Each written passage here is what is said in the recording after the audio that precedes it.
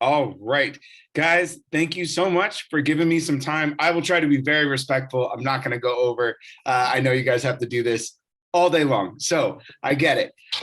So I actually got a chance to check this movie out at South by Southwest, and I was like, what is this? How do I get more of this in my life? This is so unlike anything, and I think you guys probably know horror in 2022 has just been I mean, they've been having a hell of a year, right? It's just been crazy. And so I was super excited to see that Bitch Ass was going to get entered. So I have a question for you, Bill. How in the world did you get a movie like Bitch Ass pass through with the title of Bitch Ass? I still am waiting for somebody to say they won't let me do it. So it's funny you mentioned that, because throughout the whole process, I was like,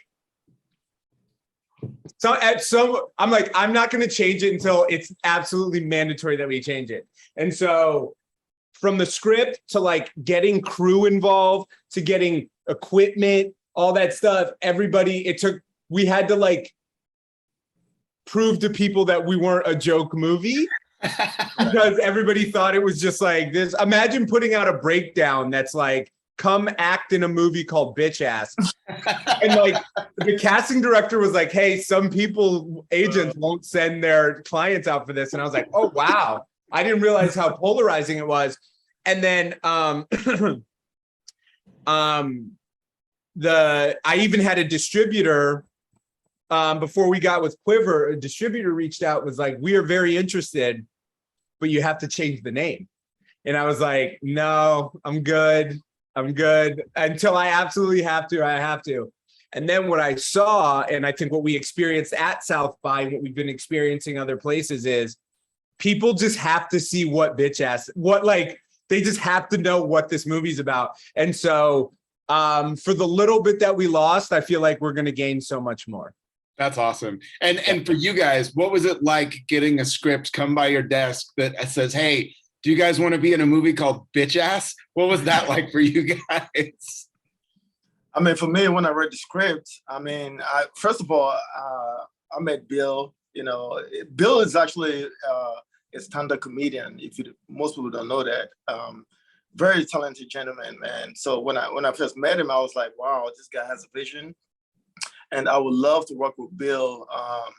When the opportunity presented itself. So when I read the script from Bill, I was like, wow, the script kind of like just spoke to me. I could identify with a character like Bitch Ass.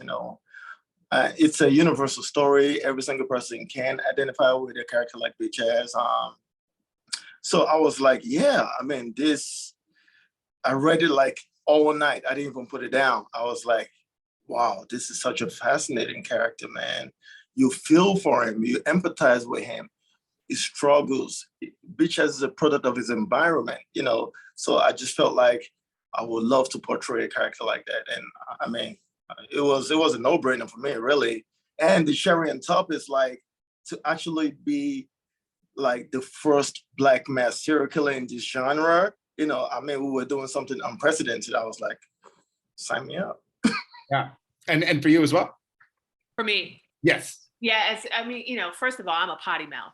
So I am no stranger, I tell people, some people like, she curses like a sailor or whatever. And I tell people I was raised by something more extensive than that. I was raised by a pirate. So I was taught to cuss well. So when I saw it, it didn't scare me off in any way. I was also intrigued. And like Tunde, once I read the script, I've told a story to people before. I remember in my callback once I met Bill and Jonathan, I remember saying to them, whether I get to join you or not, on this journey, just, all the best. I really believe in what you're doing here. I think this is incredible, Yeah. And that was my way of buying no, just kidding. Buying my way into no, but I really, really meant it. I just, it's so much more than its title. I'm glad that the title is alluring, and I think it's really cool that this guy is called Bitch Ass. It speaks to Bill and John's sense of humor too. Yeah. But yeah, it didn't scare me off, and I'm grateful to be a part of Bitch Ass. Yeah, no, that's awesome. And one of the great things I love about it, and I know Bill, you had kind of spoke to it, and just when you were kind of giving your little bit of a rundown of what inspired you, and this can go for all of you guys, but one of the things that I genuinely love about this movie is you guys made it during the pandemic. It's releasing in 2022. It takes place in 1999, and it feels like it absolutely should be there. Everything about it is just so, I mean, you talk about Tales from the Hood and People Under the Stairs. And I think a lot of people kind of discredit and don't really grasp. People Under the Stairs is a great example, right? That movie is so far ahead of its time. If it came out today, it would be a smash hit. But it has so many themes, and I think Bitch Ass has a lot of that. So what was that like, pulling from things that are kind of Black centric and Black horror and kind of that B movie kind of horror type thing where you got the comedy, you got some of it's kind of cheesy, but it's on purpose. And Tunde, like you were saying, where it just spoke to you, right? And Bitch Ass has something to say beyond its title. So what was that like, kind of doing that experience for you guys? Yeah, the homaging, even definitely the movies for sure. And me and you on a separate can talk about like the themes of like gentrification before gentrification was a word in People Under the Stairs that is just so incredible and so well done.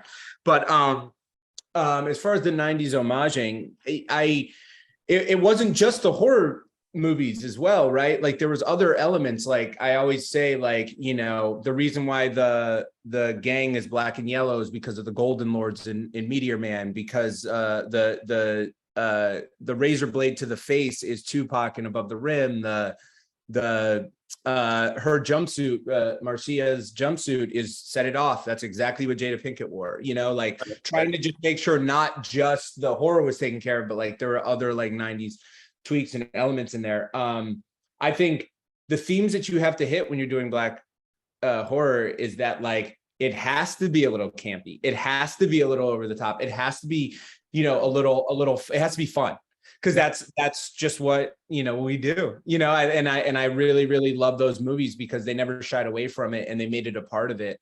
And it was and honest to God, it's like it isn't even written for jokes. It's just the way we play it. And it's great. And like the character to me that fits that, the character to me that is just like, here we go. The grandma. When grandma comes back at the end, she just turns it on to a place where it's like, it's so out there. It's just so great, and it just sets the tone. It just continues to take the tone to that next level. And it's awesome. Like saying the line seriously about like, choose your game. And it's just like rock, paper, scissors. Like to say those lines seriously is what makes this movie so great. Sure. And what about for you guys? Right, Melissa. You may have to repeat the question for me. Yeah. So just, what was it like kind of being a part of something that draws from kind of those old, 90s styles and it spans across so many different years and how was that doing that? I had a conversation with a friend recently about the 90s, and she called me and I was like, I wish that we had that. I guess there were two genres kind of going on at the same time. We had maybe three. There were the comedic urban flicks and the very serious, urban flicks, and then we had the horror ones. And it was just such an amazing time, the 90s. The soundtracks that went along with the movies and everything. And I missed that so much. There was always something going on. And in terms of the African American community, there was so much pride. It was almost like right. A throwback to the 70s and when, people, and maybe latter 60s, when people were so proud to be Black and to see themselves represented on screen in this way. And she was like, well, I think it's nostalgic. And I'm like, no, I think it would be wonderful to experience something like that again, right. And so I'm a fan of that time. And I'm a fan of being a part of this movie that wanted to pay homage to it. And I can't wait for more people to see what we've been able to help Bill and Jonathan carry out. I think they'll have some fun, especially if they know something about the 90s. Maybe not, but Yeah, and Tunde, for you? Yeah, the 90s was a great era, man. I mean, you talk about like, that's when we used to go to the movies all the time, or like we go to like Blockbuster and rent, VHS movies, so all sort of like films like, like Candyman and like Tales from the Hood, Tales from the Cribs, just kind of bring back, like that feeling from the 90s. Those of us that are like really late 30s and 40s, we understand and we remember like what the 90s was like. So Beach House is kind of like, going back in time, and like it can literally infuse our film during the 90s, and it's gonna feel like it was meant to be there. Yeah, no, that's awesome. All right, well, I'm gonna ask you two questions, and I'll make them both the last questions, and they're both gonna be favorite questions, okay? So first question, what was your favorite scene, filming or being a part of in Bitch Ass?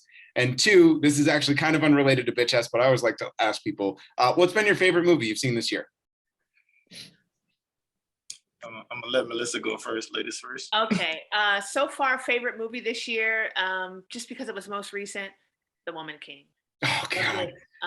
Just, it was, an unprecedented moment in cinema, and I'm so grateful to be here to have experienced that. And people forget that, when they remake movies and things like that, they forget that it's not just a movie; it's a moment in time. Something special happened in time, like the 90s and all those films that we're speaking about. So there's that, and I'm washing up on remembering the questions because I'm talking so much. What was the second favorite? No, you're okay. No, I trust. Yeah, favorite scene. Favorite movie this year, Woman King. Favorite scene.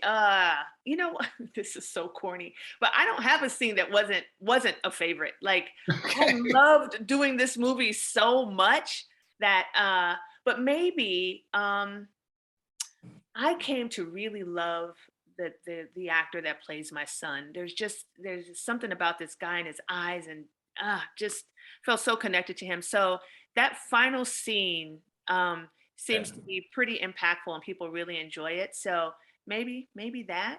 Okay, awesome. All right, Tunde. And for me, my favorite movie that I've watched this year,